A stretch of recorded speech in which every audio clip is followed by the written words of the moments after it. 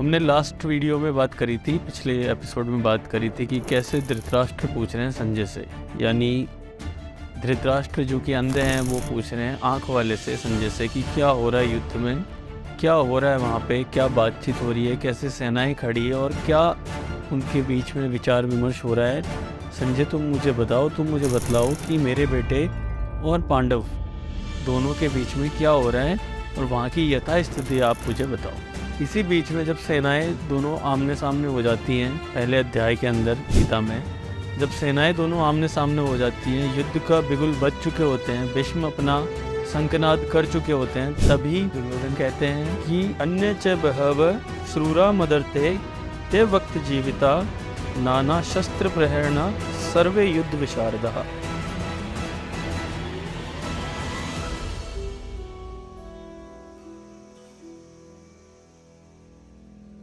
पांडवों की जो सेना है वो भी वीरों से सजी है और उसमें भी भीम है, उसके अंदर भी भीम युद्ध करेंगे जो कि बहुत बहादुर हैं। ये दुर्योधन कहते हैं अपने लोगों से, अपनी सेना से। ये अपने आप में एक अनोखी मिसाल है कि सामने युद्ध के लिए शत्रु खड़े हैं और तारीफ में दुर्योधन जो है शत्रु की तारीफ कर रहे हैं और उनको भी महान बता रहे हैं।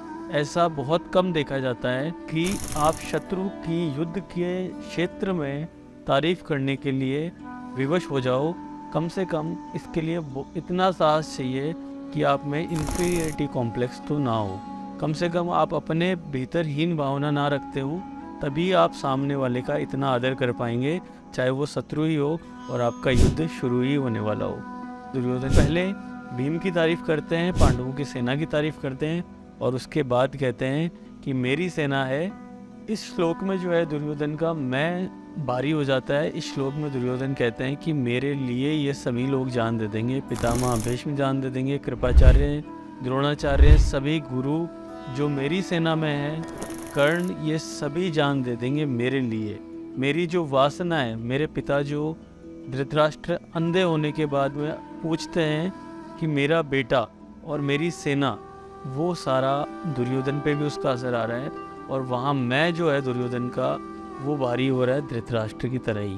तो मैं का यहाँ पे पहले जो अध्याय है उसके अंदर मैं की लड़ाई है पांडव सेना से, जो कि अर्जुन बात करेंगे इसी अध्याय के अंदर कृष्ण से, और वो कैसे इसको पूछेंगे उसके बारे में हम बात करेंगे। लेकिन उससे पहले आपको ये समझना है कि कैसे जो अंधा पिता है उसका जो मैं भारी हो रहा है, उसका जो पुत्र है वो अपने लिए, अपने लालच के लिए इतनी सेना की तारीफ भी कर रहा है और कह रहा है कि ये सारी सेना, ये सारे वीर, ये मेरे मैं को पूरा करने के लिए अपनी बलि भी दे देंगे। उधर दूसरी तरफ अर्जुन कर रहे हैं और उनके सारथी हैं भगवान श्री कृष्ण। कृष्ण से अर्जुन कह रहे हैं कि आप मुझे युद्ध के बीच में ले चलो, और कृष्ण बिना कुछ कहे अर्जुन को मध्य में ले जाते हैं, युद्ध स्तर के मध्य में। गुरु वही होता है मित्रों जो आपको मध्य में ले जाए, ना आपको अच्छा बताए, ना आपको बुरा बताए, ना आपको क्या करना है वो कहे, ना आपको क्या नहीं करना है वो कहे।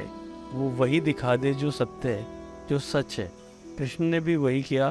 कृष्ण अर्जुन को ले गए और दोनों सेनाओं के मध्य खड़ा कर दिया, रात और दिन के मध्य खड़ा कर दिया, ताकि अर्जुन स्वयं देख सके कि उसके लिए क्या सही है, उसे क्या करना चाहिए और क्या नहीं करना चाहिए। और अर्जुन जैसे ही वहाँ खड़े होते हैं, कोई भी ध्यानी जब ध्यान की घटना में जाता है, जब ध्यान की गहराइयों में जाता है, जहाँ उसे जो है वो पूरा पूरा दिखने लगता है, तो उसके भीतर जो सवाल खड़े होते हैं वही सवाल जो है अर्जुन के भीतर खड़े हुए, और अर्जुन ने कृष्ण से वही सवाल पूछना शुरू कर दिए। कृष्ण शक्ति का प्रतीक है, वो अदृश्य शक्ति जो हमारे सबके साथ सदा बनी रहती है, उसका प्रतीक है कृष्ण। तो जो अर्जुन सवाल पूछते हैं वो उस शक्ति से सवाल पूछते हैं जो है, जो हम इन आँखों से नहीं देख पाते, उसके लिए आँखें और चाहिए, उसके लिए अर्जुन होना पड़ता है।